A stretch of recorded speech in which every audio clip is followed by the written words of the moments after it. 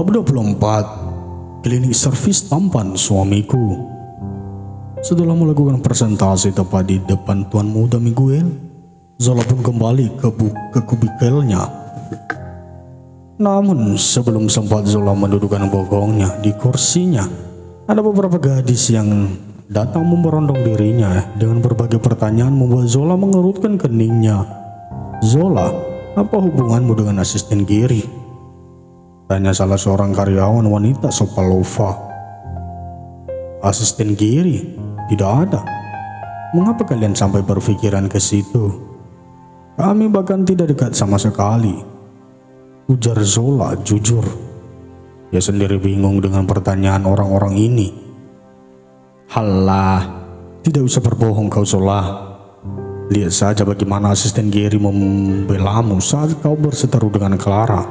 Iya, memang tidak banyak yang melihat kejadian hari itu, namun aku melihatnya tepat di depan mataku sendiri.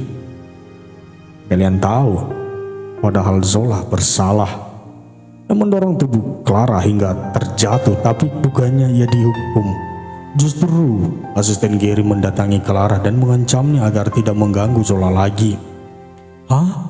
Benarkah itu semua?" seru seseorang. "Aku tak menyangka Zola bisa sekejam itu pada saudaranya sendiri." "Oh, mungkin dia sakit hati karena pernikahan batal dan orang tua Regen justru meminta Clara menjadi penggantinya." "Wah Zola, ternyata kau bisa berbuat jahat juga. Sia-sia aku mengagumimu," teriak seseorang. Ali Zola makin menyatu melihat tingkah orang-orang itu. "Kalau kalian tidak tahu apa-apa tentang masalahku, lebih baik kalian diam dan tidak usah berkomentar," tegas Zola. "Kalau kau tidak mau bekerja, berpikir macam-macam. Cepat katakan dengan jujur apa hubungan kau dengan asisten Giri. Kami juga melihatmu datang bersama OB itu. Lalu tadi kau dipanggil Tuan Muda Miguel. Ah, apa kau sekarang menjual dirimu? Kudengar kau sudah diusir oleh orang tuamu, jadi kau butuh biaya besar untuk memenuhi kebutuhanmu.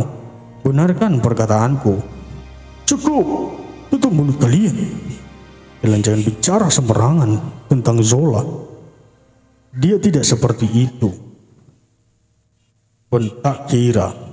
"Kalian jangan membuat keributan di sini. Lebih baik kalian pergi sebelum aku menyeret kalian satu persatu," ancam Roland yang mulai naik pitam. "Wah, ternyata Zola memiliki bodyguard. Suruh dia bicara dulu, baru kami akan pergi." "Oh ya?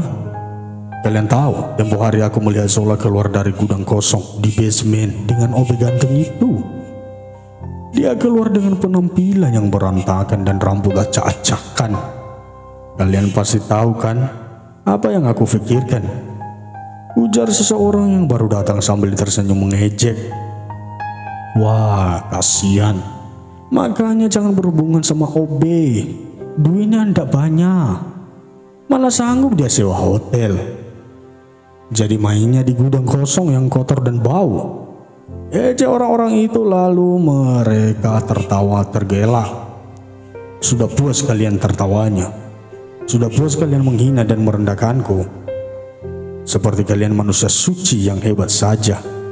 Cih, walaupun dia OB, tapi dia jauh lebih baik dari kalian yang hanya bisa merendahkan orang lain.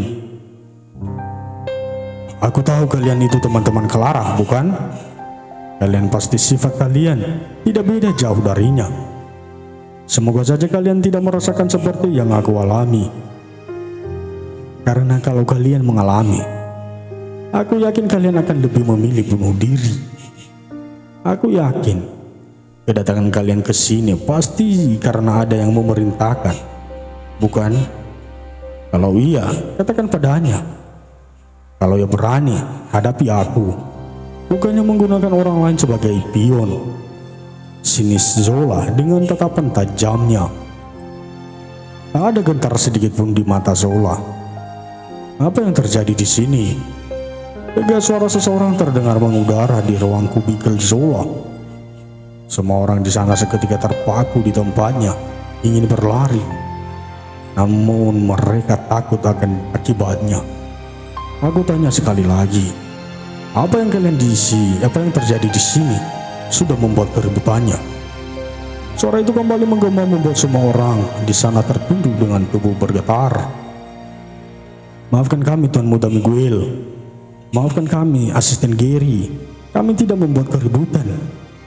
Kami hanya ingin menyapa Zola saja. Iya kan Zola? Ucap seseorang dengan wajah memelas memohon pertolongan. Namun Zola memilih acuh tak acuh. Ia tidak sebaik itu, mau membela orang-orang yang jelas-jelas merendahkan dirinya. Maaf, tanya Asisten Gary sambil berdecih, membuat orang-orang yang menghinanya Zola tadi pucat pasi. Gary, panggil Tuan Muda Miguel. Data mereka satu persatu, lalu pecat mereka semua secara tidak hormat agar mereka tidak dapat bekerja dimanapun. Aku paling benci melihat orang-orang yang gemar merendahkan orang lain, apalagi mereka melakukannya tepat di perusahaanku. Suara bariton Tuan Muda Miguel menggema di ruangan itu, membuat tubuh semua orang itu meremang lalu terkulai bersimpuh di lantai. Maafkan kami, Tuan. Kami mohon maafkan kami. Iya Tuan, maafkan saya Tuan. Saya hanya diajak mereka. Hei, jangan menuduhku. Semua ini salahmu. Kau yang mengajakku ke sini. Tidak Tuan, tolong maafkan saya. Biarkan saya tetap bekerja di sini. Saya berjanji tidak akan mengulanginya lagi. Zola, maafkan kata-kataku tadi.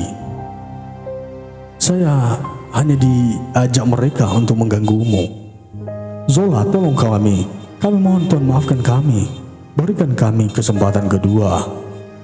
Tidak ada kesempatan kedua, tegas Tuan Muda Miguel lagi sebelumnya berlalu dari hadapan orang-orang itu. Semua orang di sana yang tidak terlibat aksi itu hanya menatap kagum pada CEO baru mereka, pun dengan Zola, Kira, dan Roland. Sedangkan orang-orang yang membuat keributan tadi berjalan dengan gontai menuju ruangan mereka. Wah, Zo, kau hebat sekali dibela orang Tuan Muda Miguel. Aku jadi takut bila salah bicara padamu. Bisa-bisa aku langsung, ujar Kira sembari mendekatkan telapak tangannya di leher, lalu menggerakkannya seperti menggorok leher. Tidak usah berlebihan, Kay. Itu hanya kebetulan saja. Kau dengar kata Tuan Muda Miguel tadi. Dia tidak suka melihat orang-orang yang suka merendahkan orang lain dan membuat keributan di perusahaannya. Jadi bukan karena sengaja membela aku, ucap Zola sembari mendudukkan bokongnya di kursi miliknya. Oh ya Zo, tadi ada yang bilang kau keluar dari gudang kosong di basemen itu. Sebenarnya apa yang terjadi? Cecar Roland. Sebenarnya sejak tadi ia penasaran, termasuk cercaan yang tentang Zola yang mendorong Clara. Mereka belum tahu cerita itu sama sekali. Yang pasti tidak seperti yang dipikirkan Lan. Justru Elar lah yang menolongku waktu itu. Andai Elar tak ada, mungkin aku akan benar-benar hancur, ucap Zola. Kira dan Rola mengerutkan keningnya penasaran. Memangnya apa yang sebenarnya terjadi? Kalian tidak perlu tahu. Cukup itu jadi rahasiaku dan OB itu. Sepertinya kau sangat dekat dengan OB itu, bahkan kau tadi pun diantarkan, bukan? Mata Roland menyipit. Zola menghela nafas panjang. Mungkin akan makin dekat. Maksudmu? Seru Kira dan Roland bersamaan. Nanti kalian juga akan tahu. Saud Zola sembari tersenyum. Zola telah tiba di basement. Elar telah mengirimkannya pesan agar menunggu di basement. 5 menit kemudian, Elar pun telah tiba dengan jaket jeans biru yang melekat sempurna di tubuh kekarnya. Dia tersenyum lebar saat melihat Zola, membuat beberapa gadis yang melihat senyumnya jadi terpana. Astaga, senyumnya. Seru beberapa gadis membuat Zola mendelik kesal. Kenapa wajahmu tiba-tiba berubah jadi cemberut? Apa kau cemburu karena mereka terpesona akan ketampananku? Udah Elar, seraya menaik turunkan alisnya. Ci, in your mind. Cibir Zola membuat Elar tergelak lalu menarik hidungnya gemas. Kau tak perlu berbohong, sweetie. Aku bisa membaca pikiranmu. Bahkan tadi aku sempat melihatmu menatapku kagum. Iya, aku maklum. Mungkin aku terlalu tampan sebagai OB. Ucap Elar seraya terkekeh. Lama-lama tingkah kearsisanmu sepertinya makin tinggi Tuan Elar yang terhormat. Zola memutar bola matanya. Jengah. Itu bukan narsis, sweetie, tapi kenyataan. Ayo naik, kita jalan-jalan. Hah? Apa katamu tadi? Jalan-jalan? Seru Zola. Ya, anggap sebagai kencan perdana kita. Ujar Elar seraya mau tersenyum lebar. Baru saja Elar hendak menyalakan motornya, ada seruan yang membuat Elar dan Zola menoleh ke satu arah. Zola, seru seseorang pria berbahaya. Senyum Zola yang sempat mereka tadi pun seketika lenyap saat yang menatap seseorang itu. Zo, ini Dedi. Izinkan Dedi bicara padamu. Ucap Jordan seraya memelas. Sorry Dad, bukankah kita tidak ada hubungan lagi? Sebaiknya urus saja istrimu dan putri kesayanganmu itu. Ucap Zola yang kini sedang merapatkan pelukannya pada punggung Elar. Zo, Dedi mohon, izinkan Dad bicara denganmu. Lirik Jordan lagi. Lalu Elar menoleh ke arah Zola dan memberikan isyarat mata agar ia menuruti permintaan ayahnya. Oke, baiklah, kita bicara di kafe tak jauh dari sini. Kami duluan. Ucap Zola datar lalu yang menyentuh tangan Elar agar mengantarkannya menuju kafe yang dimaksud. Baiklah, Dede akan segera menyusul. Saud Jordan seraya tersenyum lebar. Chapter 25. Kini Zola yang ditemani Elar telah tiba di sebuah kafe yang terletaknya tidak jauh dari gedung Sopalova. Tak lama kemudian, Jordan pun menyusul dan duduk tepat di hadapan Zola. Sadar kedua orang itu butuh waktu berdua untuk bicara, Elar pun memilih pindah ke kursi lain yang tidak jauh dari meja Zola. Mata Jordan tampak berkaca-kaca saat memandangi wajah Zola. Apalagi saat ini, Zola tampak menunjukkan ekspresi dingin tak tersentuh membuat hati Jordan makin teringis. Jordan menyadari kesalahannya begitu besar, jadi sudah sepantasnya Zola membenci dirinya. Dia bukan hanya mengabaikan Zola dan ibunya, tapi juga membuat mereka berdua tersiksa karena lebih menyayangi Cetrine dan Clara. Setelah ibu Zola meninggal pun, bukannya ia memberikan perhatian lebih pada Zola, tapi sebaliknya, ia makin jauh mengabaikan, tidak memperdulikan, bahkan sering memarahi dan membentak Zola. Jordan juga menyesalkan sikapnya yang terlalu menyayangi dan memanjakan Clara, hingga Clara tega merebut calon suami Zola. Ia juga baru tahu kalau selama ini Zola lah yang memasak dan mengerjakan pekerjaan rumah. Hal ini mulai disadarinya semenjak Zola meninggalkan rumah. Bila dulu, setiap hari masakan lezat selalu terhidang di meja. Namun kini walaupun makanan itu ada, tapi semua hasil membeli. Walaupun sesekali Cetrine memasak, tapi rasanya tak sesedap masakan dulu saat Zola masih ada. Dari situ ia sadar, Zola lah yang memasak semua makanan lezat itu. Begitu pula pekerjaan rumah. Bila dulu rumah selalu terlihat bersih, maka kini justru sebaliknya. Rumah selalu nampak kotor. Kalaupun disapu, hanya yang tampak oleh mata saja. Tapi saat Jordan melihat ke bawah meja dan kursi serta pojok-pojok atau tempat yang jarang dihampiri, maka sampah berserakan dan debulah yang memenuhinya. Jordan sampai geleng-geleng kepala saat mengetahuinya. Piring kotor pun sering menumpuk. Pakaian pekerjaan sering menumpuk, pakaian juga tak pernah disetrika, membuat kepala Jordan kian pening. Hingga satu fakta ia mulai sadari, selama ini Zola lah yang bekerja mengurus semua itu. Berarti selama ini juga Cetrini dan Clara membohonginya. Jordan merasa begitu bodoh hingga tak pernah menyadari fakta itu. Ia bahkan merasa jadi manusia dan ayah paling bodoh karena tak bisa mengenali sifat anak-anaknya sendiri. Ia selalu mencerca Zola dan menganggap Clara bak malaikat. Namun sebaliknya yang dicercalah gadis malaikat sebenarnya. Dad, bila kau hanya ingin memandangi wajahku seperti itu, lebih baik aku pergi. Masih banyak yang harus aku kerjakan. Tutur Zola mulai bersuara. Sebab sudah seberapa menit yang lalu, ayahnya hanya memandangnya tanpa bersuara. Entah apa yang difikirkan ayahnya itu, pikirnya.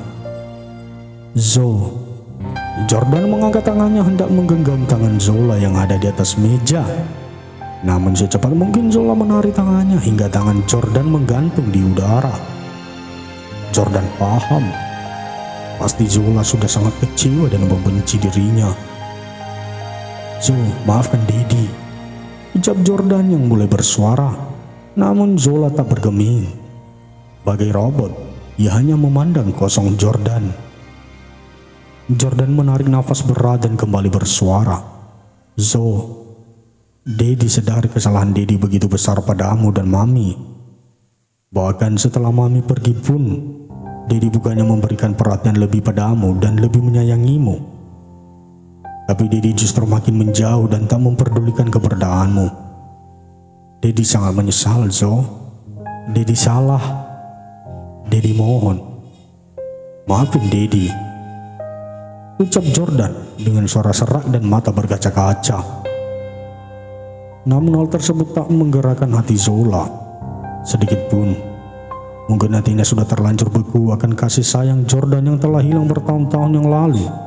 Hatinya seakan mati atas pengabaian yang dilakukan Jordan padanya juga ibunya.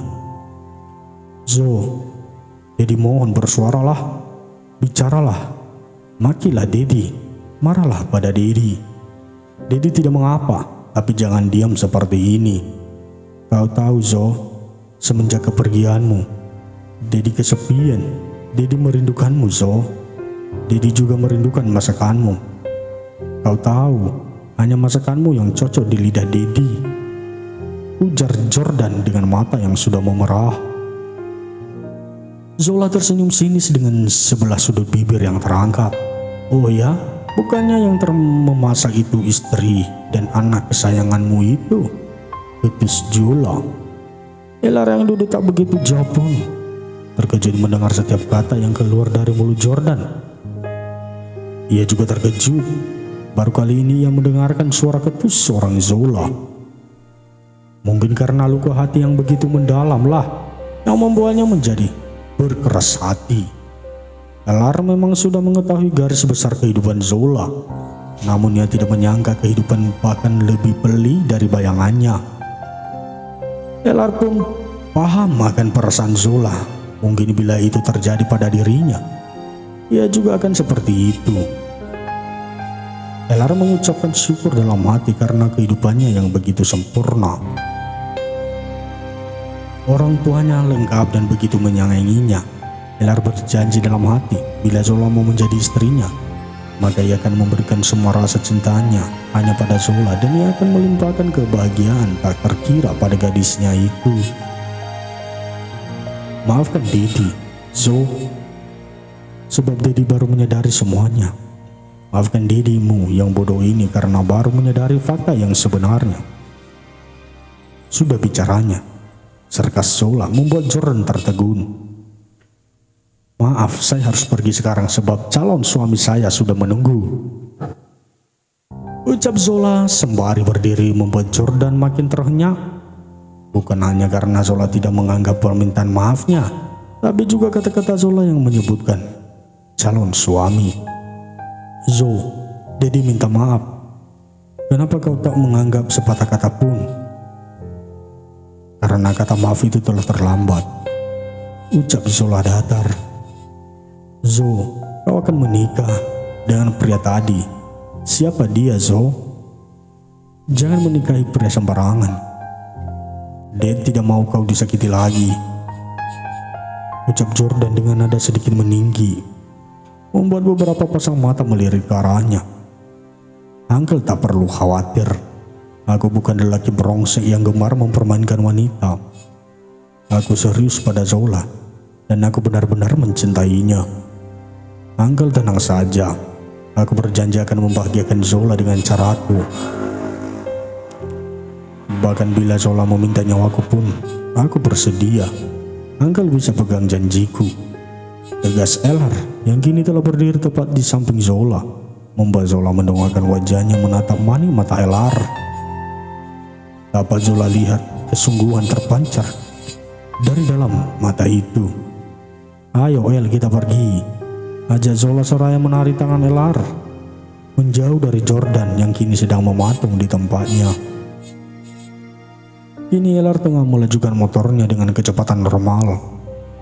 Di belakang Ellar, tampak Zola sedang menyandarkan kepalanya sambil memeluk erat pinggang Ellar. Ellar tersenyum dalam diam. Ia yakin perlahan, tapi pasti Zola akan menerima dirinya. Semua berkas untuk mendaftarkan pernikahan mereka telah siap. Tinggal menunggu keputusan Zola saja. Maka ia akan segera menjadikan Zola istrinya. Sudah hampir 1 jam, namun motor yang dikendarai Ellar belum juga berhenti, membuat Zola mengerutkan keningnya. Lalu ia mengangkat kepalanya dan menumpukan dagunya di bahu Ellar, membuat Ellar menegang. Zola menyadari itu, namun ia acuh tak acuh saja. El, kita mau kemana sih? Ujar udah hampir larut nih. Aku akan membawamu ke suatu tempat yang kau pasti akan suka. Sebenarnya kita udah telat. Andai dedimu tadi tidak datang, mungkin kita sudah tiba sejak tadi, ujar Ellar seraya berusaha menetralkan detak jantungnya yang menggila. Benarkah? Kemana itu? Tanya Zola. Beruntung kepala mereka tertutup helm, jadi deru nafas Zola tidak mengganggu konsentrasinya. Sebab bila tidak, deru nafas sangat itu pasti sudah menggeliat tengkuk dan telinganya, sehingga ia akan kesulitan mengendarai motornya. Sekret. Kau cukup duduk manis di belakang sembari memelukku mesra, oke? Goda Ellar seraya tersenyum maka membuat wajah Zola merona. Kesal sering digoda Ellar, Zola pun hendak mencubit pinggang Ellar. Tapi hal itu justru membuat Ellar terkekeh karena kulit pinggang Ellar yang kencang nyaris tak berlemak membuat Zola tak bisa mencubitnya sama sekali. Ellar, kau ini hanya seorang obet, tapi tubuhmu sangat bagus, kencang dan berotot. Sepertinya kau rajin berolahraga ya? Oh, tentu saja. Jangan hanya karena pekerjaanku sangat biasa sampaikah aku tidak merawat tubuhku. Sepertinya kau sangat hafal dengan tubuhku. Jangan-jangan. Stop El, jangan berpikir macam-macam lagi kan. Bagaimana? Aku tahu tubuhmu. Beberapa hari ini saja kau selalu menumpang di apartemen milikku. Dan seenaknya kau mondar-mandir dengan selem berhanduk saja yang melilit tubuhmu. Desis Zola kesal membuat Ellar terkekeh. Tak perlu malu, So. Bukankah kau sudah melihat semuanya? Apa perlu aku mengingatkanmu kembali peristiwa malam itu? Seru Ellar yang membuat wajah Zola makin merah padam. Bukan karena marah tetapi malu. Nah, kita sampai. Seru Ellar lagi membuat Zola yang tadi menunduk karena malu jadi mengangkat wajahnya melihat ke depan. Pantai, seru Zola dengan wajah berbinar. Bukankah kau suka pantai? El, bagaimana kau tahu semua tentangku? Tanya Zola dengan mata berkaca-kaca saat dia telah turun dari motor Ellar. Seperti janjiku pada dedimu tadi, Zo. Aku akan membahagiakanmu dengan caraku. Jadilah istriku, Zo. Menikahlah denganku. Ingat, kau harus bertanggung jawab padaku. Jadi ayo kita menikah. Ucap Ellar dengan sorot mata penuh kesungguhan. El. Ayolah Zo, apalagi yang kau pikirkan? Apa karena aku hanya seorang OB? Jadi kau tak yakin padaku? Potong Elar. Bukan begitu El. Lagi pula, kita sudah tidur bersama Zo. Dan kita sudah melakukan hal yang tak seharusnya. Bukan hanya kau yang harus bertanggung jawab padaku, tapi aku juga harus bertanggung jawab padamu atas perbuatanku. Ya, walaupun hal itu terjadi karena bukan keinginanku, tapi tetap aku harus bertanggung jawab. Tugas Elar. Ia tak mau mengulur waktu lagi. Ia harus meresmikan hubungannya dengan Zola, bukan hanya demi dirinya, tapi juga demi Zola. Dan satu lagi yang harus kau tahu, Zo. Aku ingin menikahimu bukan hanya karena sekedar rasa tanggung jawab, tapi seperti yang aku katakan pada dirimu tadi, aku mencintaimu, Zo. Aku sungguh-sungguh mencintaimu. Menikahlah denganku. Ucap Elar sungguh-sungguh membuat mata Zola berkaca-kaca. Sulit untuk ia percaya kalau lelaki yang ada di hadapannya ini ternyata mencintainya. Zola menyadari sebenarnya ia tanpa sadar sudah mulai terperosok pada pesona Elar. Ia sebenarnya bingung harus menerima atau tidak. Tapi melihat kesungguhan Elar, sepertinya tidak buruk menerimanya. Walaupun untuk saat ini ia belum mencintai pria itu, sepertinya takkan sulit untuk mencintai seorang Elar dengan pribadinya yang baik dan bertanggung jawab. Bagaimana Zo? Elar menunggu jawaban Zola dengan harap-harap cemas. Baiklah, El, mari kita menikah, jawab Zola, pasti dengan senyum berkembang di bibir tipisnya. Pun dengan Elar, kini senyum bahagia tak lepas dari bibirnya. Dengan lengan kokohnya, Elar segera mengangkat Zola ala bridal style dan membawanya ke tepi pantai. Lalu ia menurunkan Zola dengan hati-hati. Kemudian Elar memeluk erat tubuh Zola untuk mengungkapkan kebahagiaannya. Thanks Jo, thank you. Aku berjanji akan selalu setia dan membahagiakanmu, ucap Elar seraya mengecup-cup kepala Zola. I love you, lirik Elar ketika wajahnya berada tepat di depan wajah Zola. Lalu tanpa aba-aba, Elar mengecup singkat bibir Zola membuat wajah Zola bersemu merah. Di bawah sinar senja yang mulai meredup, berganti malam, akhirnya lamaran dadakan itu berakhir indah dengan diterimanya Elar menjadi calon suami Zola. Walaupun Zola tidak menanggapi pernyataan cinta Elar tak mengapa. Ia yakin dan percaya perlahan tapi pasti Zola akan membalas cintanya.